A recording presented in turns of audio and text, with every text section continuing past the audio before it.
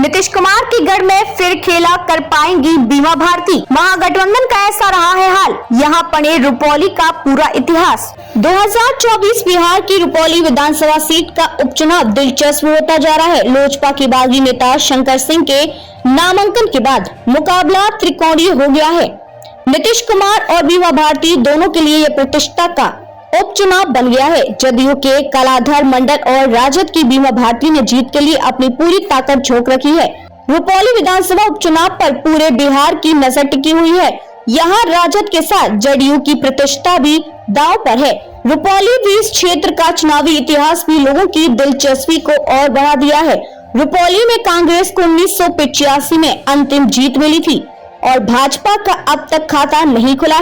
Rupauli seat पर पहली जीत 1952 में सोशलिस्ट पार्टी को मिली थी। अब तक के चुनावी इतिहास में यहाँ सीपीआई को 2 बार तो जेडीयू को लगातार 3 बार जीत मिल चुकी है। ऐसे में यहाँ के राजनीतिक मिजाज को पढ़ पाना सभी के लिए कठिन रहा है।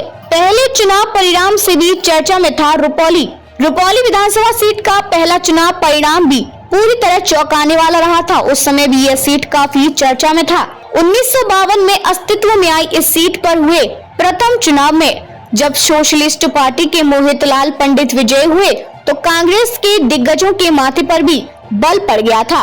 बाद के दोनों चुनावों में कांग्रेस जरूर विजय रही।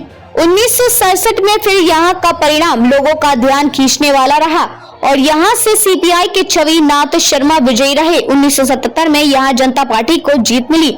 2 बार यहाँ निर्दलीय प्रत्याशी को भी जीत मिली है। 1990 में सरयुग मंडल निर्दलीय प्रत्याशी के रूप में चुनाव जीते और बाद में सीपीआई में शामिल हो गए।